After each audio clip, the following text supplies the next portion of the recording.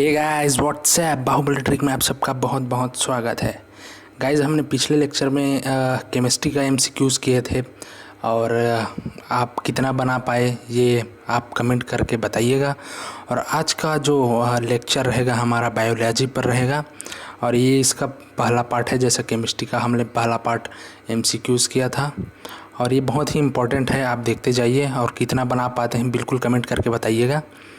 और चलिए फिर शुरू करते हैं। और हाँ, चैनल में नए हैं तो प्लीज़ चैनल को सब्सक्राइब कर लीजिए और टेलीग्राम से भी जुड़ जाइए। तो चलिए पहला क्वेश्चन ये है कि मनुष्य के आहार नाल के किस भाग में कोई एंजाइम नहीं पाया जाता, बताइए। देखिए मैं एक रिक्वेस्ट करूँगा कि अगर ये क्वेश्चन सॉल्व करने से पहले आप जो मेरा एक और वीडियो है मनुष्य में पाचन के ऊपर जो बेस्ड है वो वीडियो आप देख लीजिए। वो वीडियो आप देख लेंगे तो सारा क्वेश्चन सॉल्व हो जाएगा, सारा चीज़ आपको समझ में आ जाएगा। तो प्लीज़ आप जाके वो वीडियो देख लीजिए, प्लेलिस्ट में जाइए और मनुष्य में पाचन लिखा है देख लीजिए।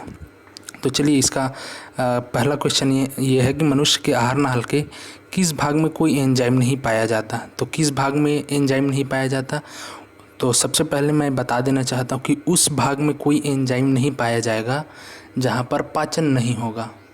सिंपल सी बात है, जिस भाग में पाचन नहीं होगा वहाँ एंजाइम ही क्यों स्रावित होगा, आप सोचिए ना।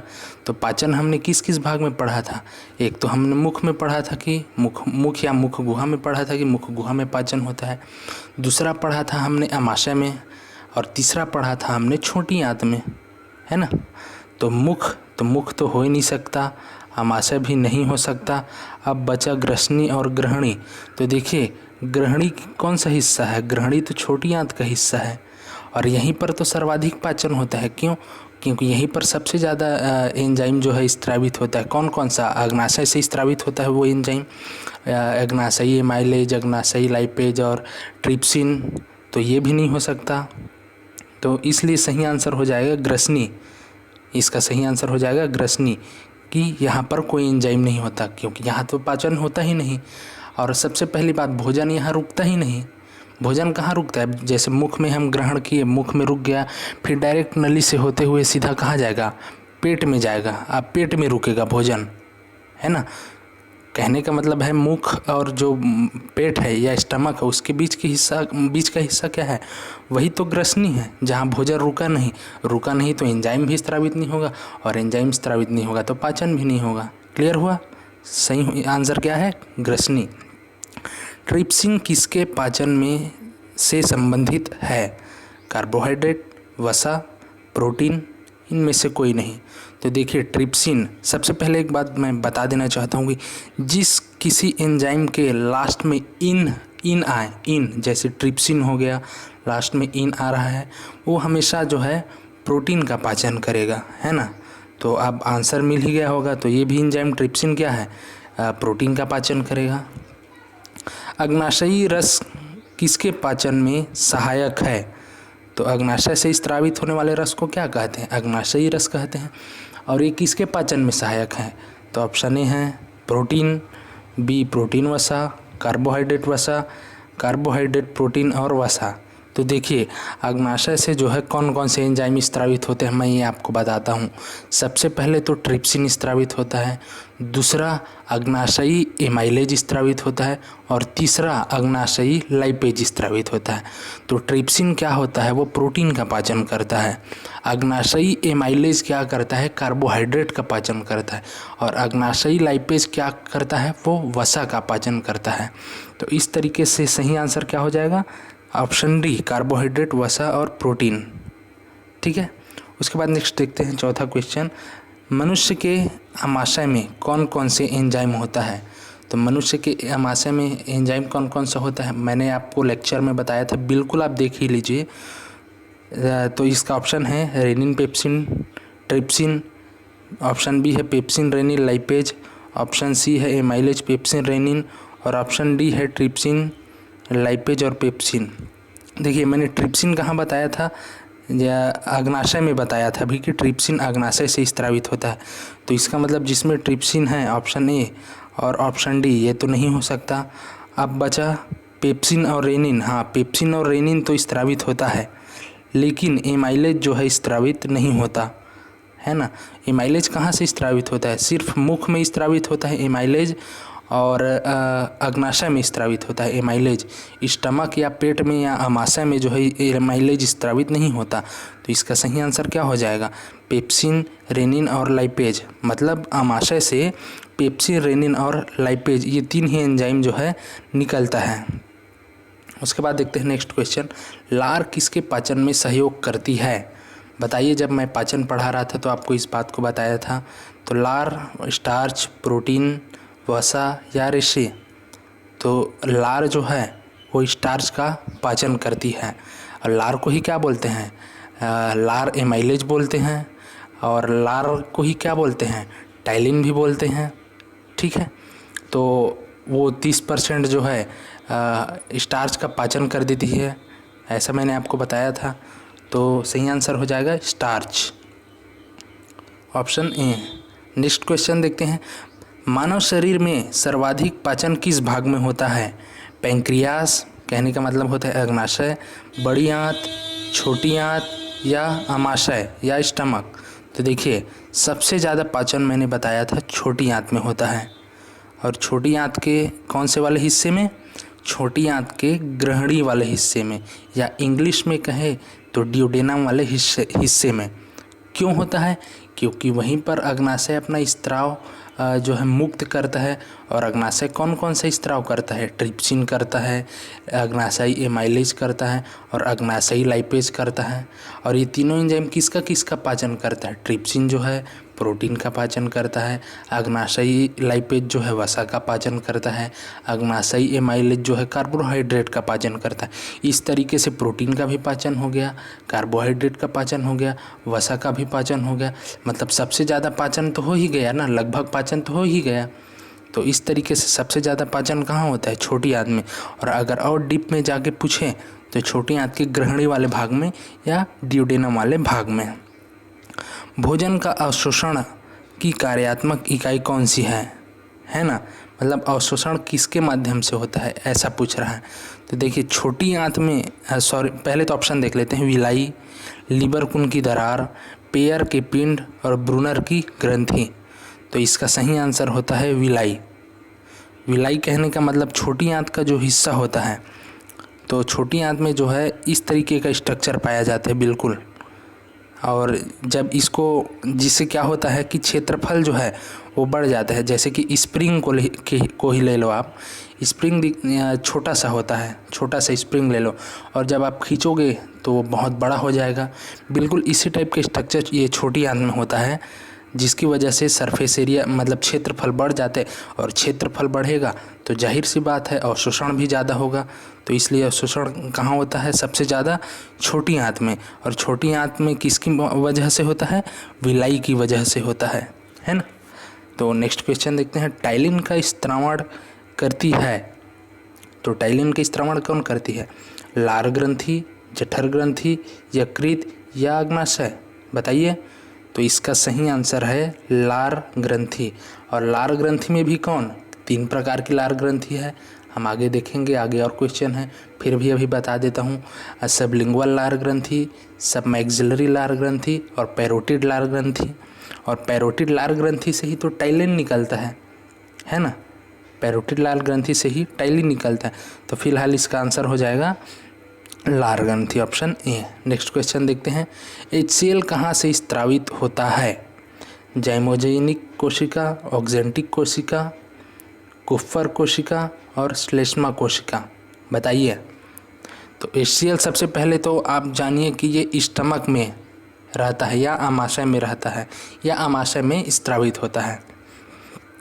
तो आमाशय में 3 तरह की कोशिका पाई जाती है, मैंने लेक्चर में बताया था, है ना। तो जिसमें से एक कोशिका जो है जाइमोजेनिक कोशिका, वहाँ से क्या स्त्रावित होती है? वहाँ से स्त्रावित होती है रेनिन, पेप्सिन, लाइपेज। और ऑक्जेंटिक कोशिका जो होती है वहाँ से स्त्रावित होती है HCl, ऐसा मैंने बताया था। तो इसका सही आंसर क्या हो जाएगा? ऑक्जेंटिक कोशिका। आहार नाल के पेशी संकुचन को क्या कहते हैं? नेक्स्ट क्वेश्चन है, आहार नाल के पेशी संकुचन को क्या कहते हैं? अवशोषण, पाचन, क्रमकुंचन या परिसंचरण? बताइए। तो इसका सही आंसर हो जाएगा क्रमकुंचन। क्रमकुंचन। देखिए क्या होता है कि जो आहार नाल रहता है ये, उसमें संकुचन होता है, जिसकी वजह से क्या होता है, डाइजेशन में हेल्प मिलता है। भोजन जो है छोटे छोटे टुकड़ों में विभाजित तो होता है एक। और दूसरी बात, जब मुख से भोजन ग्रहण करते हैं तो वो भोजन जो है वो नीचे स्टमक में जाता है। क्यों? क्योंकि ग्रसनी में जो है क्रमकुंचन गति होती है, इस वजह से। तो इसका मतलब क्या हुआ है, आंसर क्या हो जाएगा, क्रमकुंचन। पूर्ण पाचन के फलस्वरूप प्रोटीन किसमें टूटता है?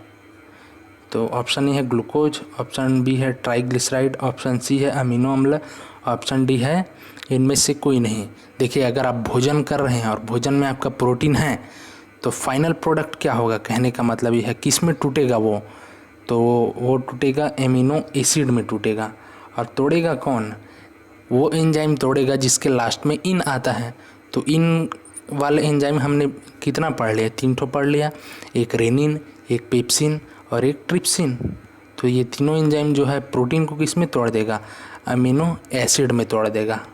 ठीक है, तो इसका सही आंसर हो जाएगा अमीनो एसिड। हाँ, एक क्वेश्चन और पूछा जाता है, अगर पूछेगा तो वो केमिस्ट्री में पूछेगा, बायो में भी पूछ सकता है कि प्रोटीन का एकलक क्या है। प्रोटीन का एकलक क्या है? तो वो हो जाएगा अमीनो एसिड। कहने का मतलब ये है कि बहुत सारे अमीनो एसिड जो है मिलकर प्रोटीन का निर्माण करता है।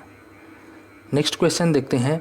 पेप्सिन का निर्माण होता है आमाशय में, लार ग्रंथि में, ग्रहणी में और इलियम में। बताइए।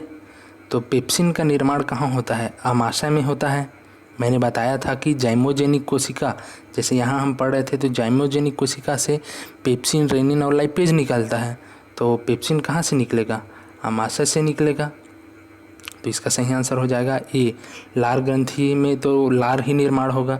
ग्रहणी और इलियम ये छोटी आंत का भाग है, निर्माण नहीं होता यहाँ, तो इसलिए सही आंसर हो जाएगा अमाशय। नेक्स्ट क्वेश्चन देखते हैं। ग्लाइकोजन का संचय होता है रुधिर में, यकृत में, फेफड़े में, वृक्क में। तो देखिए ग्लाइकोजन का संचय कहाँ होता है? वो होता है यकृत में या लीवर में। और ग्लाइकोजन किसको कहते हैं? जब ग्लूकोज के छोटे छोटे पार्टिकल या अणु जुड़ जाते हैं तो ग्लाइकोजन का निर्माण होता है। ठीक है, और यही ग्लाइकोजन कहाँ चला जाता है? सीधा वो जाता है लीवर में, और लीवर में जाके जमा हो जाता है। तो इस तरीके से ग्लाइकोजन यकृत में या लीवर में। नेक्स्ट क्वेश्चन है, रतौंधी रोग किसकी कमी से होता है? रतौंधी रोग किसकी कमी से होता है? Vitamin A, vitamin B, vitamin C, vitamin D. ये क्वेश्चन आप सभी को पता है, A B C D vitamin जो है उससे कौन कौन सा रोग होता है। तो इसका सही आंसर हो जाएगा विटामिन ए। बी का भी बता देता हूँ, B for beri, C for scurvy और डी मतलब रिकेट्स, और ए से रतौंधी। तो इसका सही आंसर क्या हो जाएगा? Vitamin A. कौन सा एंजाइम, नेक्स्ट क्वेश्चन है, कौन सा एंजाइम वसा को वसी अम्ल में तोड़ता है? जैसा कि हमने पिछले क्लास में पढ़ा, पिछले क्वेश्चन में देखा, प्रोटीन को अमीनो अम्ल में कौन तोड़ता है? तो वो एंजाइम तोड़ेगा जिसमें इन है। और वसा को वसी अम्ल में वो एंजाइम तोड़ेगा जो जिसमें लाइपेज है। तो लाइपेज तो 2 जगह मिलती है, एक कहाँ मिलती है? एक स्टमक में मिलती है जिसको हम अमाशयी लाइपेज बोलते हैं, और एक कहाँ मिलती है? अग्नाशय में मिलती है जिसको हम अग्नाशयी लाइपेज बोलते हैं। तो इस तरीके से सही आंसर क्या हो जाएगा? लाइपेज। ठीक है, क्योंकि टाइलिन तो स्टार्च का पाचन करता है, ट्रिप्सिन प्रोटीन का पाचन करता है। तो इस तरीके आंसर क्या हो जाएगा? लाइपेज। रक्त का थक्का जमाने में, नेक्स्ट क्वेश्चन है, रक्त का थक्का जमाने में सहायक विटामिन कौन सा है? तो vitamin A, vitamin B, vitamin E, vitamin K. बताइए। तो इसका सही आंसर हो जाएगा विटामिन के। कैसे, ये बता रहा हूँ। देखिए, जब कहीं पर चोट लगती है या अच्छी खासी चोट लग जाती है तो ब्लड निकलना शुरू हो जाता है। और अगर सोचिए अगर वो ब्लड निकलना बंद ना हो तो क्या होगा? सारा खून बाहर निकल जाएगा और इससे मृत्यु हो सकती है। तो ऐसा क्या हो कि वो ब्लड ही न निकले, मतलब निकले कुछ समय बाद बंद हो जाए? तो ये काम करता है विटामिन के। क्या करता है? जैसे ही ब्लड निकलता है वो हवा के संपर्क में आके वो क्या हो जाता है, जमना स्टार्ट हो जाता है, जमना स्टार्ट हो, जिससे क्या होता है कि घाव के आसपास जो है वो जम जाता है और जो खून निकल रहा होता है उसको बंद कर देता है, इसलिए खून निकलना बंद हो जाता है। और इसलिए इसका सही आंसर हो जाएगा विटामिन के, जो रक्त का थक्का जमाने में सहायक है। नेक्स्ट क्वेश्चन देखते हैं, ग्लाइकोजन किसका पॉलीमर है। पॉलीमर कहने का मतलब बहुलक है, कहने का मतलब ये है कि ग्लाइकोजन किसके किसके मिलने से बन रहा है। मैंने लास्ट क्वेश्चन में आपको बता दिया था, तो इसका आंसर आपको पता हो जाना चाहिए। तो ऑप्शन है स्टार्च, सुक्रोज, गैलेक्टोज, ग्लूकोज। बिल्कुल सही जवाब, इसका आंसर है ग्लूकोज, क्योंकि ग्लूकोज के छोटे छोटे अणु जो है वो मिलेंगे तो ग्लाइकोजन का निर्माण होगा। यदि ग्लूकोज एकलक है तो ग्लाइकोजन पॉलीमर है। और ग्लाइकोजन का संचय या इकट्ठा कहाँ होता है, मैंने बताया था लास्ट क्वेश्चन मतलब पिछला क्वेश्चन में, तो वो यकृत में होता है। नेक्स्ट क्वेश्चन है, मानव शरीर में पाई जाने वाली सबसे बड़ी ग्रंथि कौन सी है। बताइए, सबको पता होना चाहिए इतना तो ऑप्शन ए है अग्नाशय, लीवर या यकृत, ऑप्शन सी है पिट्यूटरी और ऑप्शन डी है थायराइड। बताइए, तो इसका सही आंसर क्या है। उसका सही आंसर है लीवर या यकृत। सबसे बड़ी ग्रंथि जो है लीवर है, और दूसरी सबसे बड़ी ग्रंथि बोले तो वो अग्नाशय है, इंग्लिश में बोले तो पैनक्रियास। ठीक है, नेक्स्ट क्वेश्चन देखते हैं, मानव शरीर में कुछ खास सहजीवी कहाँ पाए जाते हैं। जब मैंने आपको पाचन पढ़ाया था तब बताया था कि बड़ी आंत में जो सीकम वाला पार्ट है वहाँ पर कुछ सहजीवी पाए जाते हैं जो सेल्यूलोज का पाचन करते हैं, तो इसका सही आंसर हो जाएगा सीकम में। ठीक है, नेक्स्ट क्वेश्चन देखते हैं, मनुष्य में कौन सी लार ग्रंथि अनुपस्थित रहता है। तो पहला ही या दूसरा तीसरा क्वेश्चन मैंने बताया था जब लार से संबंधित क्वेश्चन अपन सॉल्व कर रहे थे कि लार ग्रंथि 3 प्रकार की होती है, एक सबलिंगुअल, दूसरा सब मैक्सिलरी और तीसरा पैरोटिड। सबलिंगुअल कहाँ होता है, जीभ के नीचे। सब मैक्सिलरी कहाँ होता है, जबड़े के बगल में। और पैरोटिड कहाँ होता है, कान के बगल में। तो इस तरीके से ये 3 तो मिलता है कान लार ग्रंथि मनुष्य में, लेकिन इंफ्रा ऑर्बिटल ग्रंथि ये नहीं मिलता, ये लार ग्रंथि नहीं मिलता, इसलिए इसका सही आंसर हो जाएगा ऑप्शन डी। तो गाइस, आज का क्वेश्चन इतना ही है। वीडियो अच्छा लगा होगा तो लाइक कीजिएगा, क्वेश्चन समझ में आया होगा तो फैला दीजिए, और हाँ इतना ज़रूर बता दीजिए कि कितना क्वेश्चन आपने सॉल्व कर लिया।